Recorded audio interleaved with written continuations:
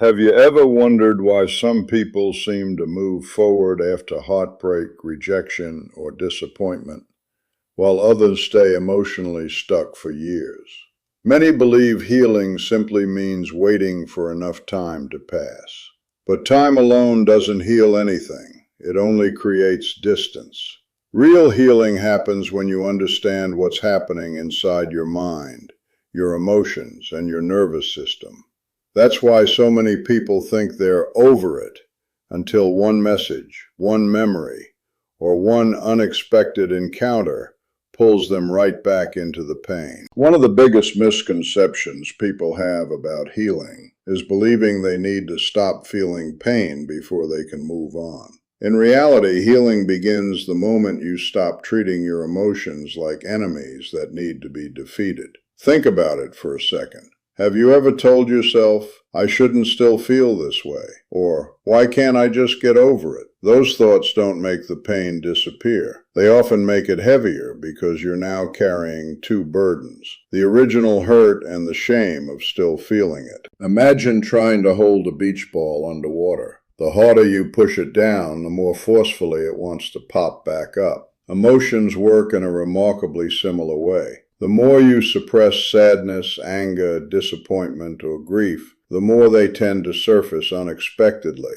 in your relationships, your stress levels, or even your physical health. Psychological research by James Gross, a leading expert on emotion regulation, has consistently shown that emotional suppression is associated with greater psychological strain and reduced well-being compared to healthier forms of emotional processing. Likewise, Susan David, author of Emotional Agility, argues that accepting emotions without letting them control your actions is a cornerstone of emotional resilience. So instead of asking, how do I stop feeling this, try asking, what is this feeling trying to tell me? Maybe your sadness is showing you what truly mattered. Maybe your anger is revealing a boundary that was crossed. Maybe your fear is reminding you of what still needs attention. Emotions are information, not instructions. You don't have to obey every feeling, but you also don't have to silence it. Real progress often looks quieter than people expect. It's choosing to sit with uncomfortable emotions instead of running from them. It's recognizing that tears are not evidence of failure, but part of your nervous system's natural way of processing overwhelming experiences. The moment you stop battling your emotions and start listening to them with curiosity rather than judgment, you create the conditions where genuine healing can finally begin. That doesn't mean the pain disappears overnight. It means the pain no longer has to control the direction of your life. One of the hardest truths to accept is that your healing cannot depend on someone else's transformation. It's natural to think, if they would just apologize, if they finally understood what they did, or if they came back and explained everything, then I could move on. But when your peace depends on another person's choices, you've unknowingly handed them control over your emotional future. That means every day you wait for their closure, their text, or their change, is another day your life remains on pause. The reality is that some people never apologize. Some never gain the self-awareness to recognize the pain they caused. Others may understand it but still choose not to acknowledge it.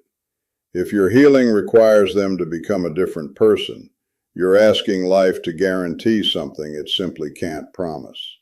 That's why emotional freedom begins when you shift your focus from what they may never do to what you can do for yourself.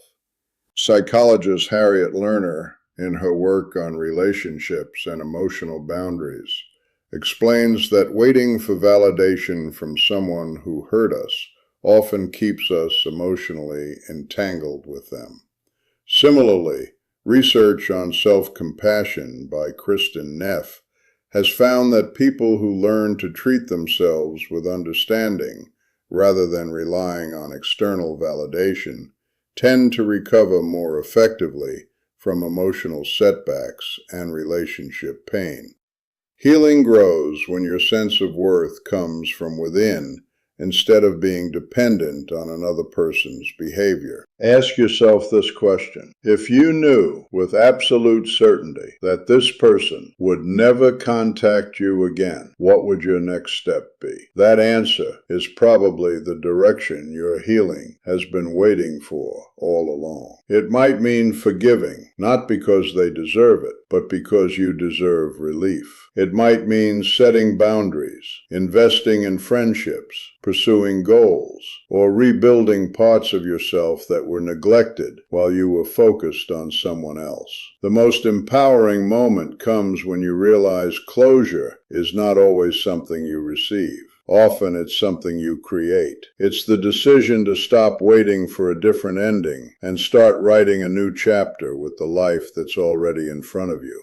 That's when healing stops being dependent on another person and starts becoming a reflection of your own strength. One of the quietest ways emotional pain lingers is when it becomes part of your identity. At first, the hurt is something that happened to you, but over time, without realizing it, you may begin describing yourself through that experience.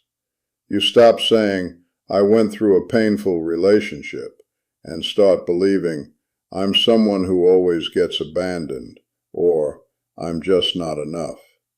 That's a subtle shift, but it's a powerful one. The event is no longer just a memory.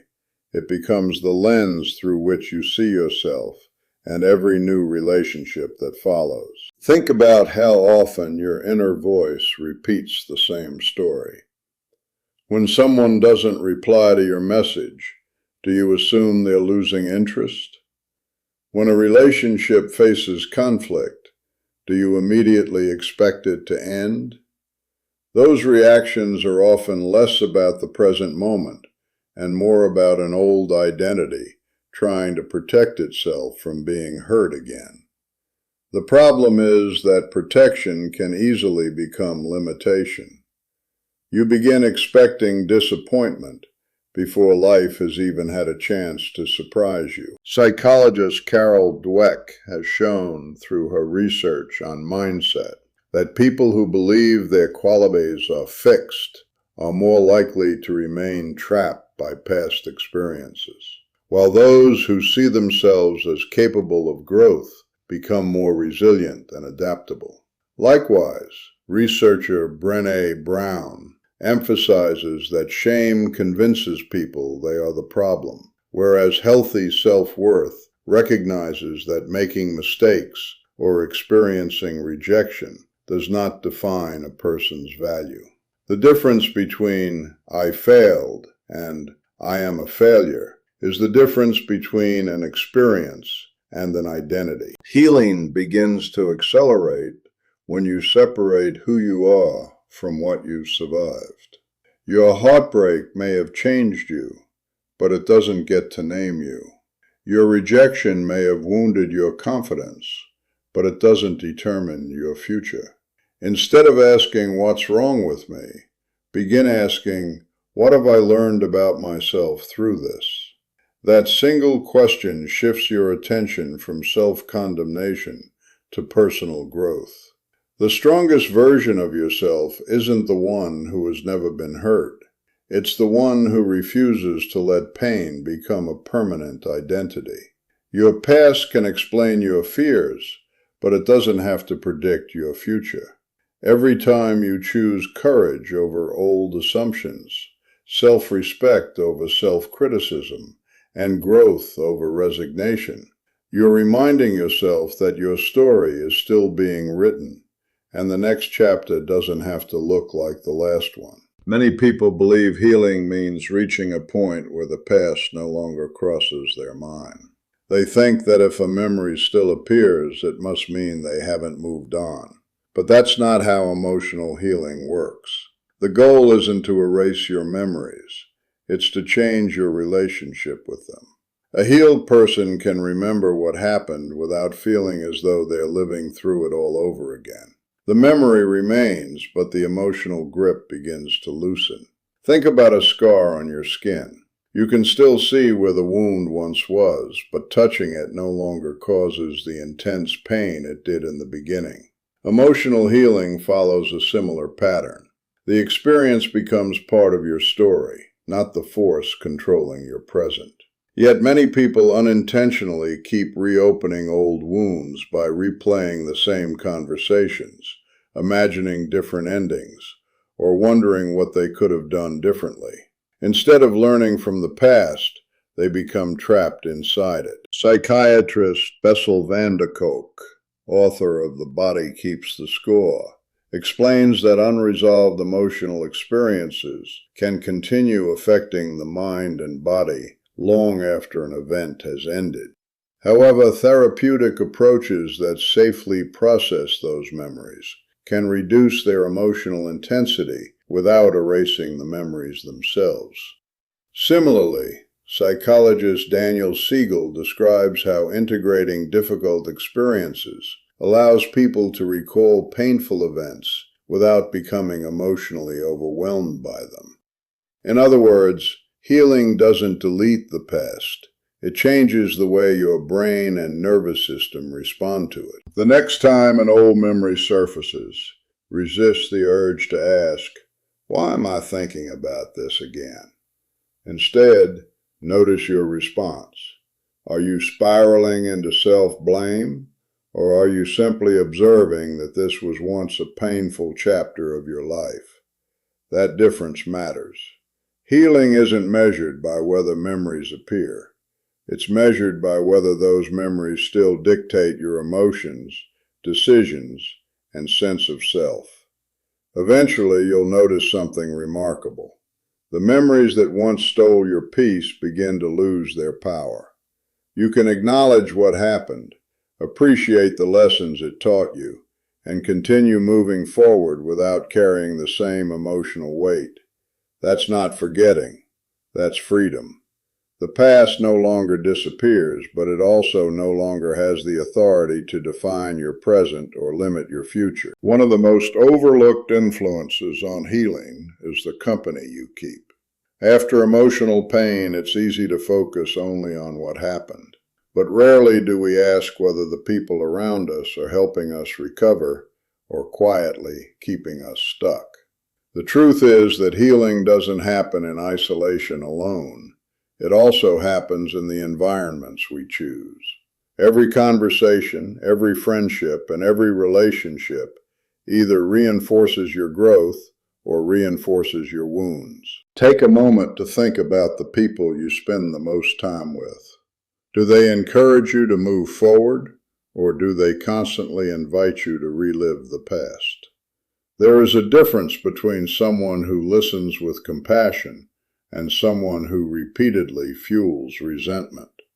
A supportive friend helps you process your emotions. An unhealthy influence keeps reminding you why you should stay angry, bitter, or afraid. While it may feel validating in the moment, constantly revisiting old pain can prevent you from building a healthier future. Research by psychologist James Cone, known for his work on the social baseline theory, suggests that supportive relationships help reduce stress and make emotional challenges feel more manageable. Likewise, psychologist John Cacioppo, whose research explored loneliness and social connection, found that meaningful relationships play a significant role in emotional and physical well-being. These findings remind us that the people around us don't simply affect our mood.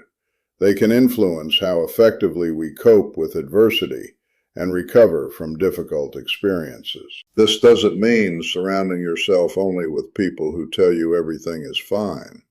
Growth often requires honest conversations. The healthiest people in your life are those who can acknowledge your pain without allowing it to become your permanent identity. They remind you of your strengths when you've forgotten them. They celebrate your progress instead of expecting you to remain the same person you were when they first met you. Healing also requires the courage to create distance from relationships that repeatedly drain your emotional energy. That isn't an act of punishment. It's an act of self-respect. Your emotional environment matters just as much as your physical one. When you intentionally choose relationships built on encouragement, accountability, kindness, and mutual respect, you create the conditions where healing can flourish. The right people won't erase your pain, but they will help you remember that your future is bigger than your past. And sometimes that's exactly the reminder you need to keep moving forward. Many people assume they've healed because they no longer think about what happened every day. But the true measure of healing isn't how often a memory appears. It's how you respond when it does. A song, a familiar place, or an unexpected encounter may bring the past back into your mind. The question is no longer, did I remember? The real question is, how did I react? If the memory no longer controls your emotions, your choices, or your sense of self, that's a powerful sign that you've grown. Think about someone learning to drive. In the beginning, every decision requires intense focus. Over time, those same actions become calm and automatic. Emotional healing works in a similar way. Situations that once triggered panic, self-doubt, or overwhelming sadness gradually lose their intensity. You may still notice the trigger, but instead of reacting impulsively, you pause, reflect, and choose your response. That pause is evidence of growth. It's where emotional freedom begins. Psychologist Viktor Frankl famously wrote that between stimulus and response, there is a space. And in that space lies our freedom to choose our reaction. Although often quoted in psychology and leadership, this principle is also supported by modern research on emotional regulation. Ethan Kross, whose work focuses on managing emotions and self-talk, has found that creating psychological distance from distressing experiences helps people respond more thoughtfully, rather than becoming overwhelmed by immediate feelings. Likewise, Richard Davidson's research on emotional resilience suggests that resilient individuals are not those who never experience difficult emotions, but those who recover from them more effectively. So when you notice yourself staying calm during a conversation that once would have upset you, or when you no longer feel compelled to chase someone who has chosen to leave, don't overlook those moments. They may seem small, but they're powerful evidence that your inner world is changing. Healing often happens quietly. It doesn't always arrive with dramatic breakthroughs.